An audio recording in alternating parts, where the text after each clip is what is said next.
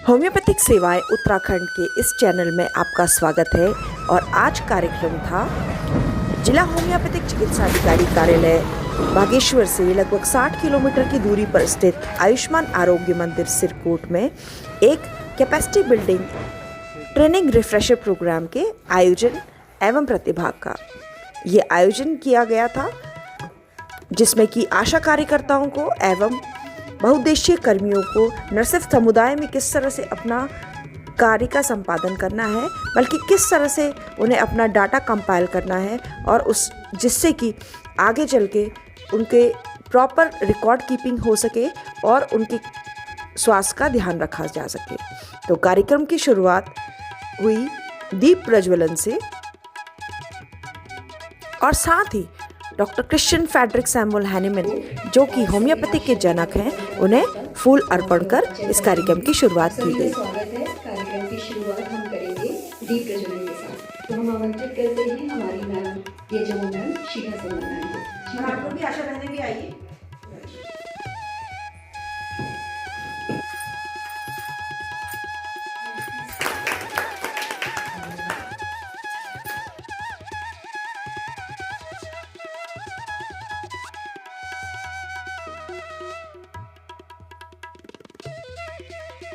Doctor Hemlata और यहाँ पर उपस्थित आज हमारे बीच में मैं सभी जो है यहाँ पर हमारी आशा कार्यकर्ता, हमारे बीच में हमारे बहुउद्देशीय कर्मी हरीश, हमारे बीच में उपस्थित यहाँ पर CHO मैम और साथ में हमारे फार्मासिस्ट सुरेंद्र और बाल विकास परियोजना से आए हुए सभी कर्मियों का मैं बहुत स्वागत करती हूँ इस प्रोग्राम में। और साथ में इसके अलावा सभी उन महिला शक्ति का भी यहाँ पर मैं सम्मान करना चाहूँगी जो अपना अमूल्य समय अपने घर के सारे काम छोड़ के कुछ बातें हमारे बीच में जो हम आपसे साझा करना चाहते हैं, उसके लिए आप लोग यहाँ पर आए। आप लोग का बहुत बहुत धन्यवाद।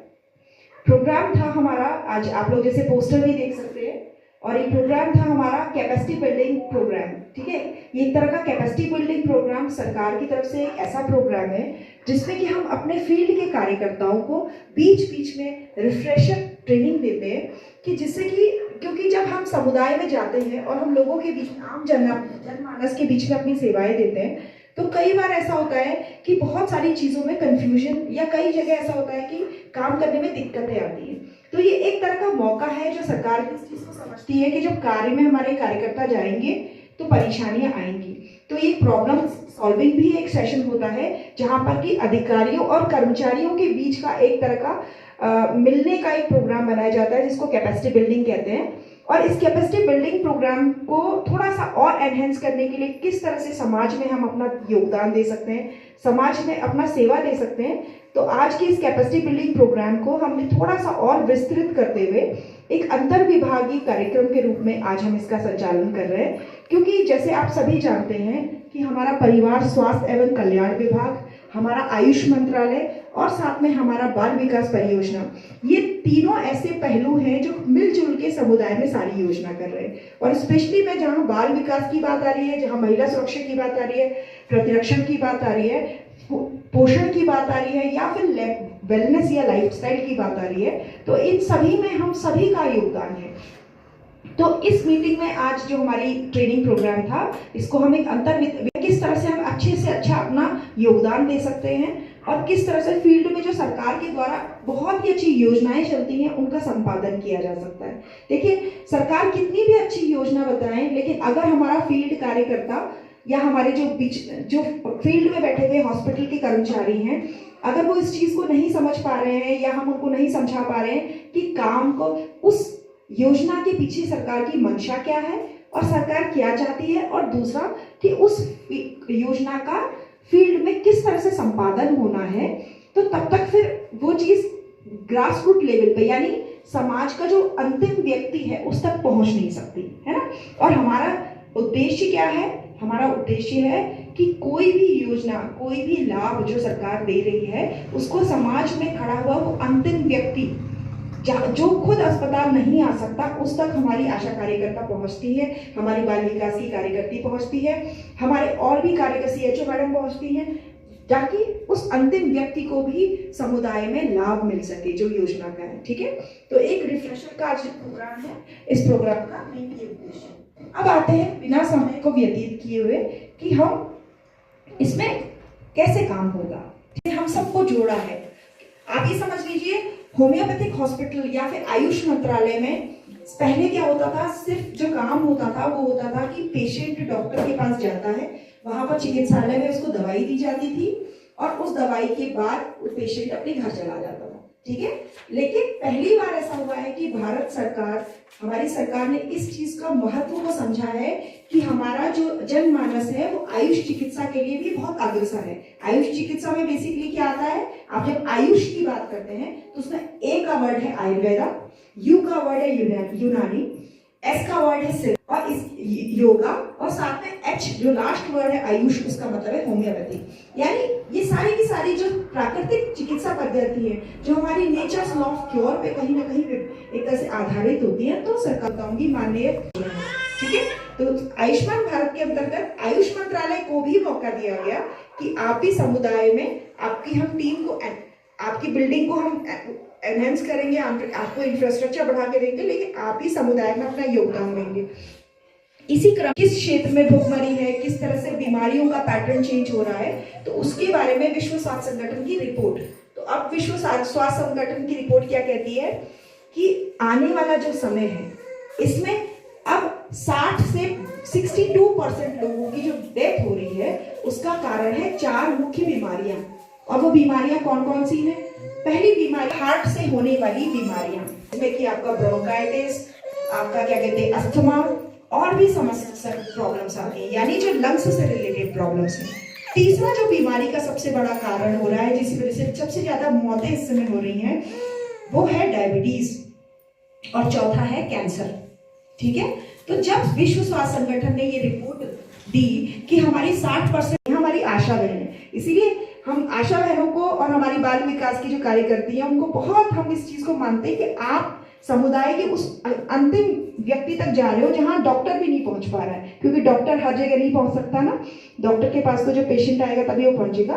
तो आप लोगों को ये समझना बहुत जरूरी है कि ये अवेयरनेस बहुत जरूरी है ना। तो ये बेसिकली 4 बीमारियों के लिए, इसी के लिए हम लोग स्क्रीनिंग भी करते हैं। और आप लोगों को मैं आज बताना चाहूंगी, हालांकि आप लोगों को पहले से ही जानकारी है, लेकिन क्योंकि रिफ्रेशर कोर्स है तो आप लोग के जो डाउट्स होंगे उसको भी हम क्लियर करेंगे।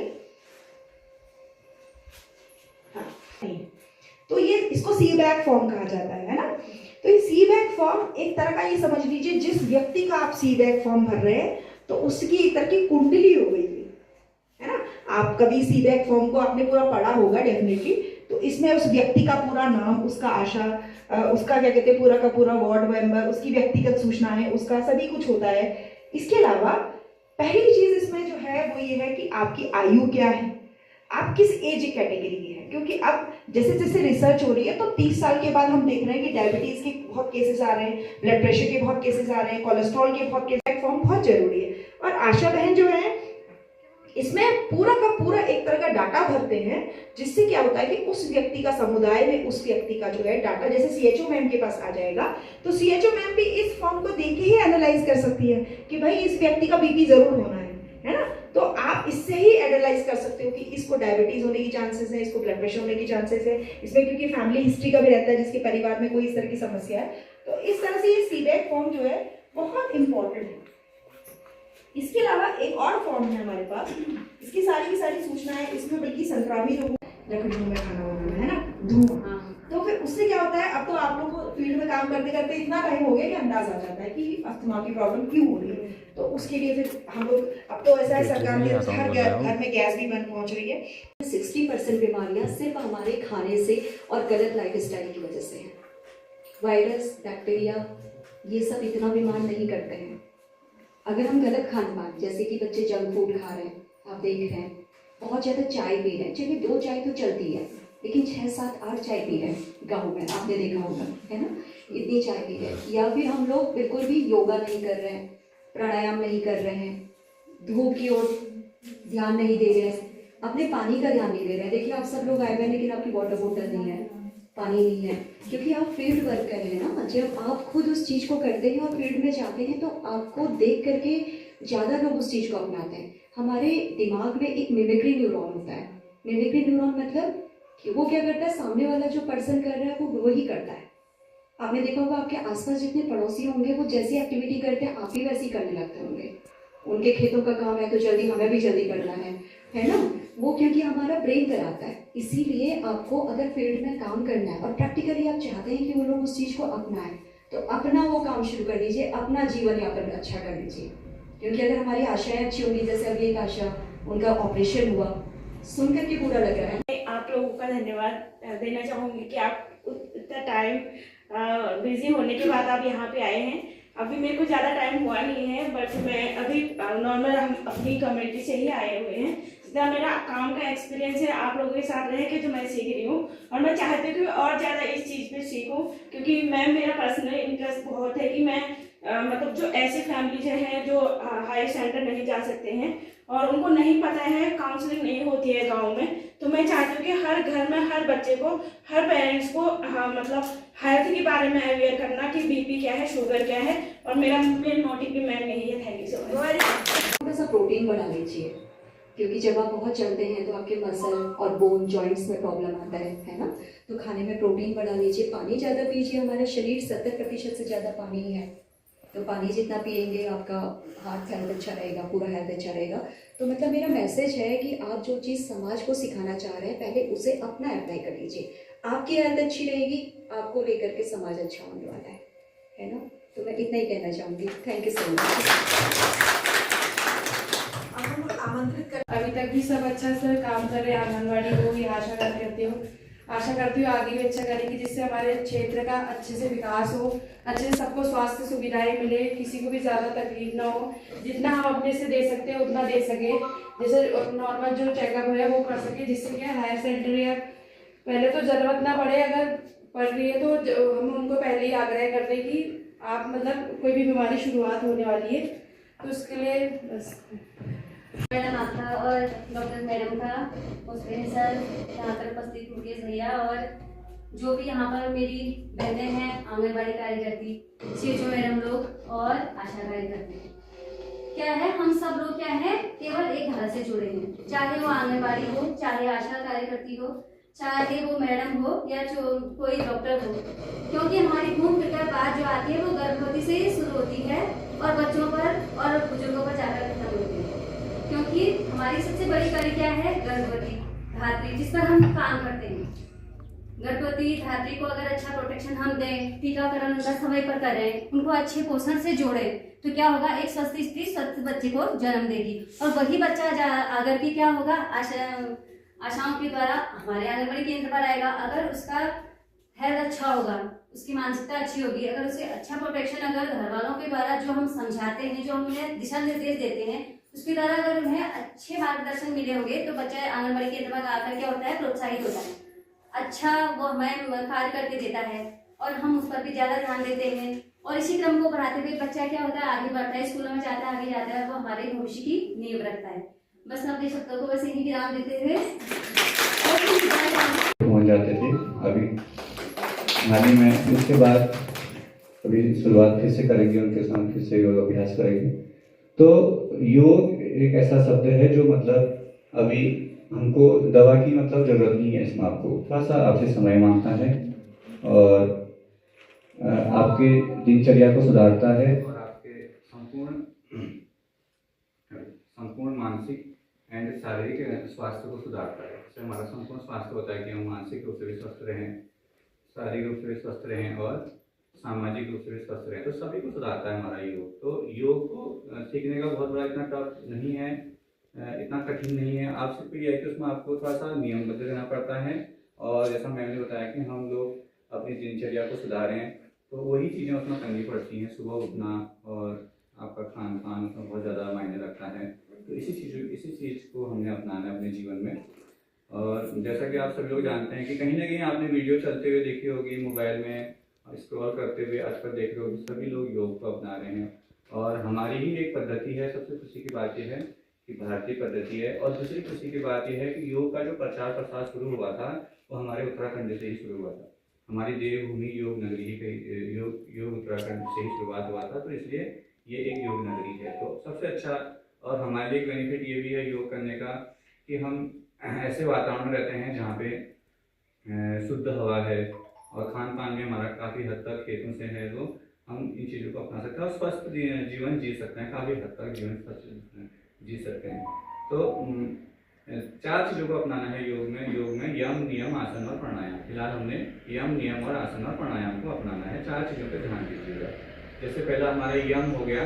यम हम लोगों का बहुत अच्छा होता है, अगर हम देखें जाने में हमारा यम बहुत अच्छा होता है। यम होता क्या है कि हमने कभी किसी को दुख नहीं पहुंचाना है, चाहे वो